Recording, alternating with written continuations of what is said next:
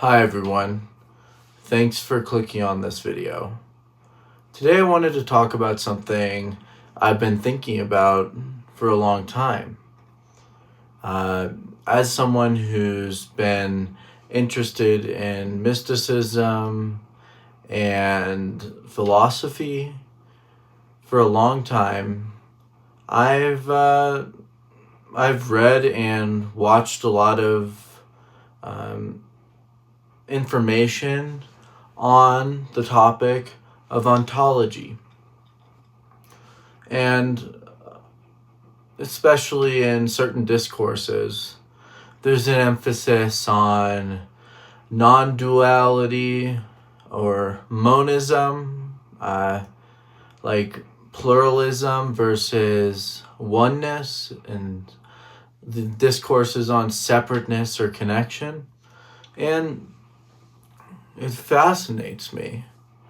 I used to think about people like Descartes a lot and how the mind-body isn't separate.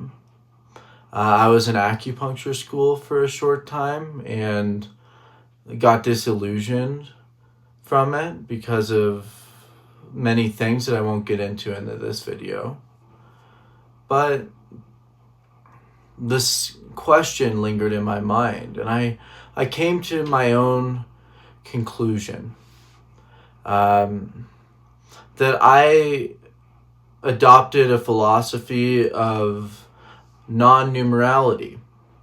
Instead of trying to ontologize about the world and find fundamental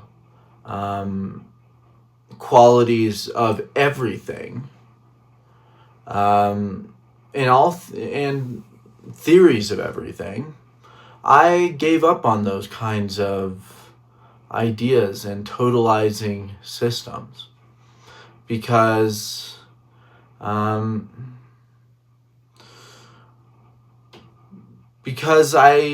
thought about it and I was like, what makes something like being and just fundamental qualities beyond counting possibly countable? Why are they countable in the first place? Why is everything one or unified versus many and plural? Why is this even a question in the first place that can be answered? So I don't think it's been healthy for me to think that way. As someone who has multiple types of OCD, with a tint of existential OCD, it's important to me that I don't spend time ruminating on questions of ontology that really don't go anywhere. And counting doesn't have a place in my views on mysticism, especially ontologically.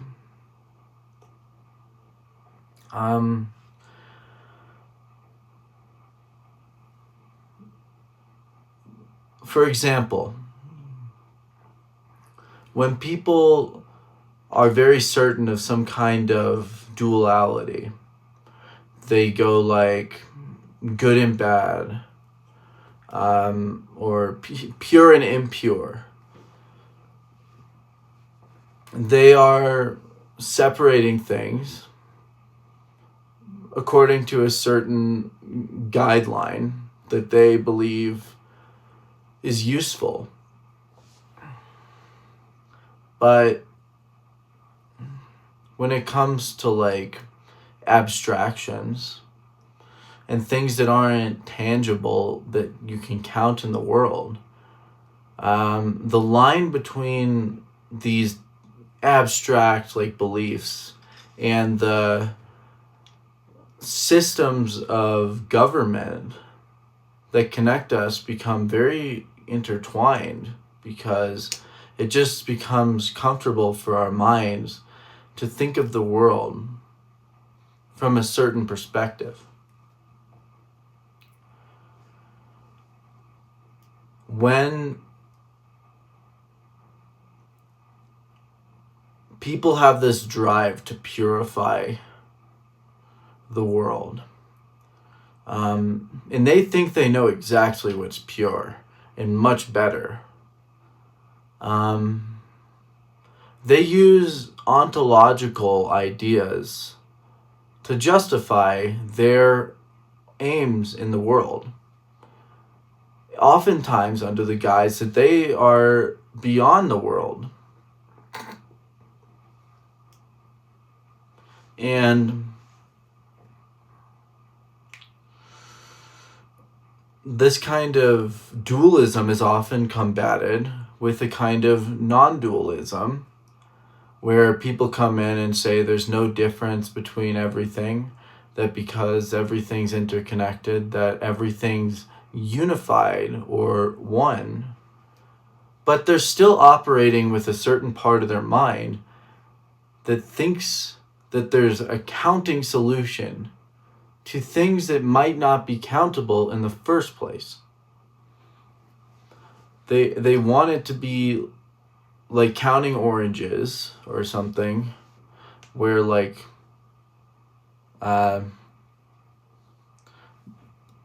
you can separate everything into categories, and it's gonna make these existential problems all make sense in the head, that we're gonna change our emotional attitude towards the world, and that our psyche is going to shift because we understand some sort of formula of life, some theory of everything.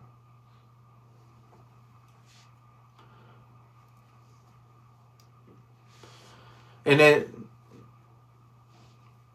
can be a little bit hubristic to assert anything about these problems. That, to me, I guess I don't really feel like are a problem in the first place. I don't feel the need to find some kind of final unity or dualism or ontology that explains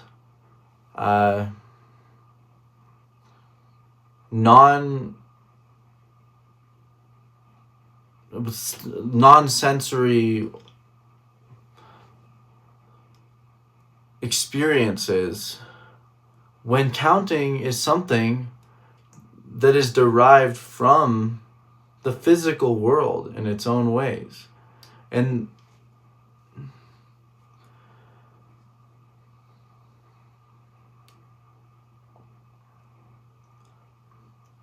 it blends into our views on government.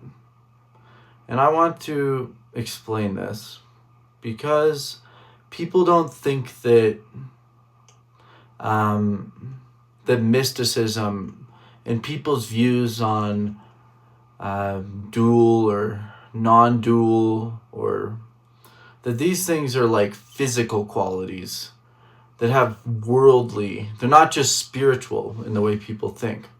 Spirituality is not like disconnected from the counting of discrete qualities like oranges or apples or books.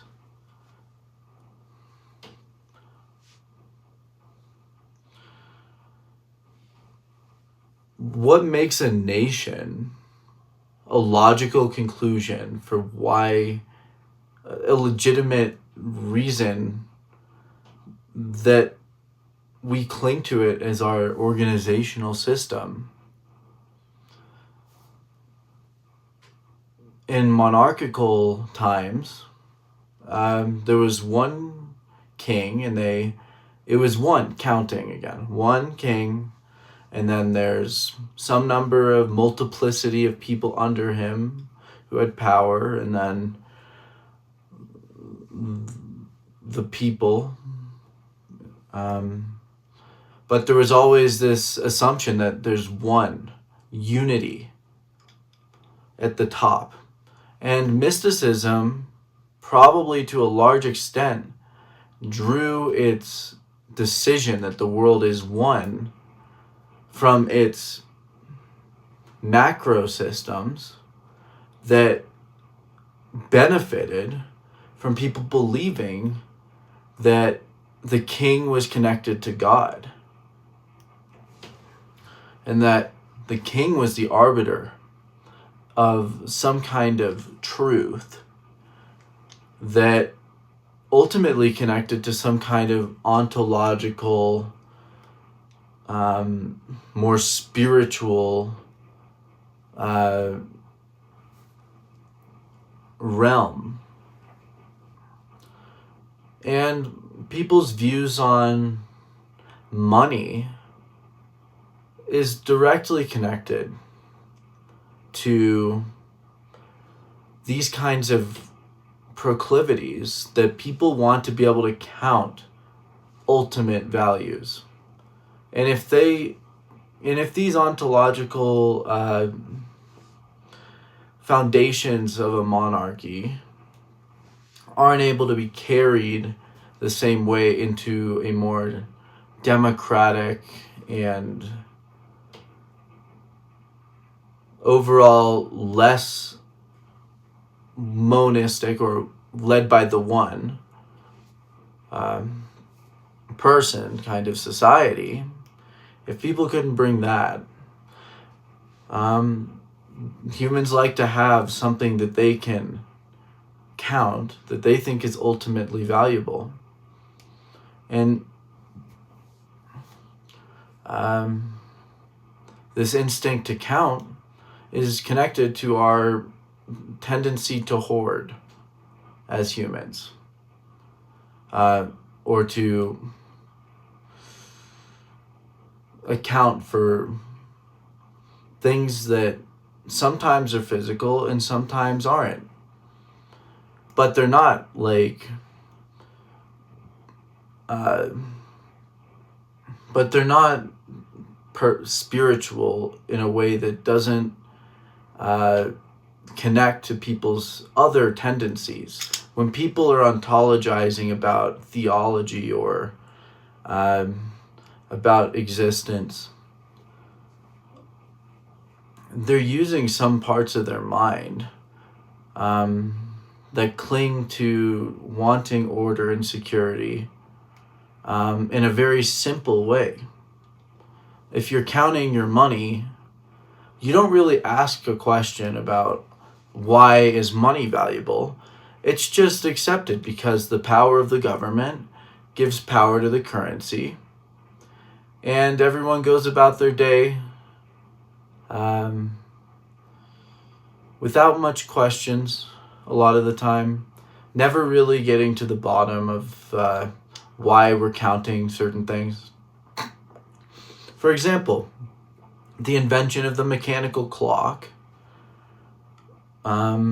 made people think it's logical to count their life in micro measurements, in seconds and milliseconds, and whereas before, like a sundial or a clock, people were more probably more fluid about how they chopped up time and how they viewed what a moment is. Because to our logic, a moment is this fleeting circle on the clock, the line moving. It's the second by second, minute by minute countdown. When a moment could be just as much split into 30 minutes as the smallest unit. But we don't do that because we are a very precise kind of culture. And my view on ontology certainly applies to this. Non-quantitative views on what value is and what time is. That time's not a number. Numbers are a way of experiencing time and dividing it. But the present moment isn't necessarily the line moving around the clock. And let's just say like it was 2:59 right now where I'm at. That's not what time it is in some sense. That's what time society has determined things to be according to its current measurements. But who knows what could happen in the future? And today's 2025, but that's only because we have a certain calendar system that's accepted.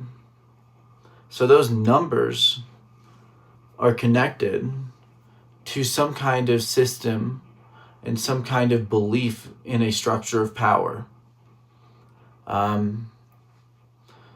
So whether people think one thing or another in terms of the fundamental qualities of the universe, even the idea of universe comes from this. One, it's in the word that it's unified versus a multiverse, which is many. So I just try not to use that language because I think it's indefensible. I can't, there's no real like logic I could use to defend like these kinds of ideas. Like as if, here's another good one of non-dual versus dualism, that people think there's this dualism between time and eternity, that there's some other, that there's something beyond time that's opposing time, that there's a form of time or timelessness that is fundamentally oppositional. Why is that even a question? Why does time in its most unquantitative form, not the clock or just our measurements of time, why does it have an opposition in the first place? It's a lot of times like these dialectical people who think dialectically as their primary philosophical method are always thinking and have these ontological backgrounds that they think are unsolvable, or they think there's some solution that if they tried hard enough, they put enough effort into studying every single philosopher that ever existed from every culture, that they could find some kind of eternity that's beyond time, that their soul would be purified, or that something like that. And they spend all their time thinking about potentially things that, including physics, I'm including physics in this with the ideas of the universe and multiverse, that they're going to find something beyond their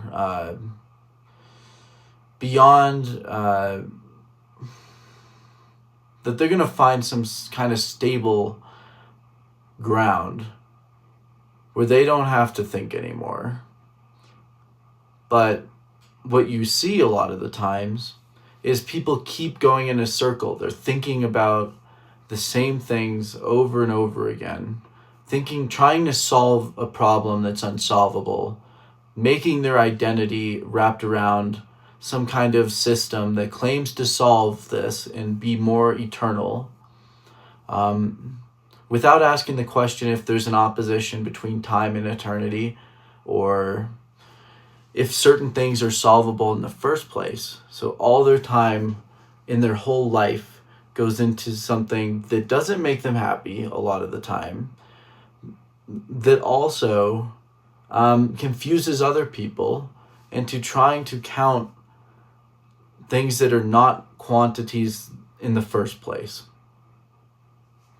And let me explain this from another perspective as well. As I mentioned, OCD is something I have, and it might amplify this kind of thinking in its negative aspects for me. So you could see that as a bias, or you could see it as a certain kind of perspective that shows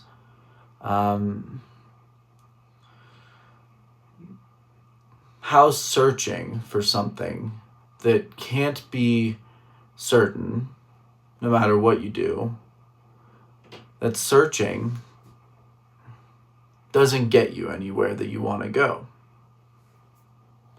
And many people justify like these kinds of like circular pursuits, these like looking for eternity, looking for perfection or purity.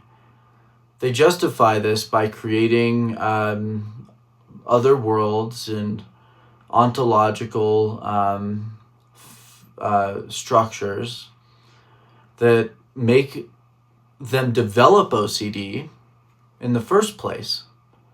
I think that because of my I don't know if it was caused by religion and religious studies in my life. This is my existential OCD. But I certainly think it's made worse by studying and taking very seriously these kinds of ontological approaches to philosophy. I don't think they solve it. I think many people who are benefiting or believe deeply in certain kinds of ontology would encourage people to accept a more moderate approach to this kind of like dualism or non-dualism or whatever kind of ontology they prefer, and say it's not the fault of the ontological structure that the person develops these unhealthy patterns, but it's the fault of the individual in the way they perceive it. And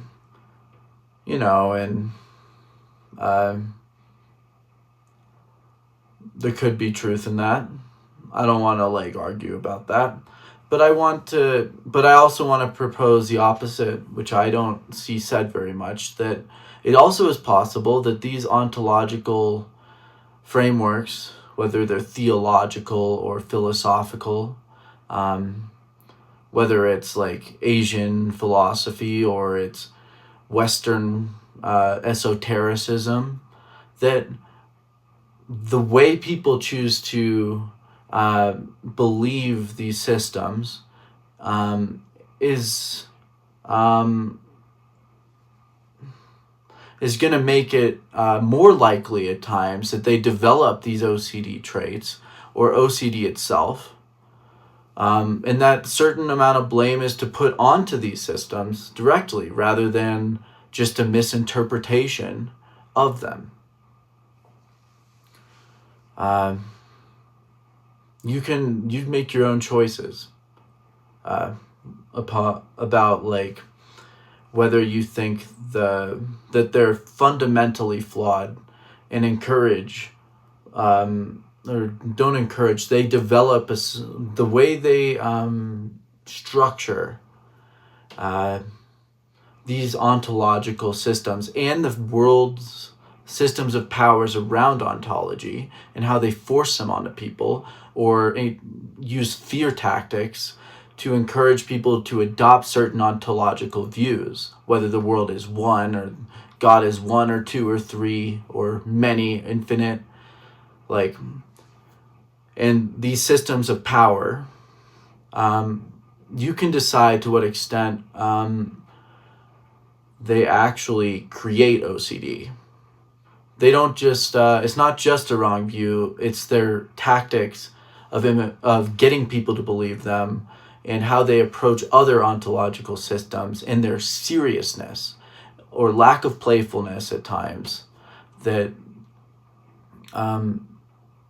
encourages a certain percentage of people develop OCD as a result of these tactics.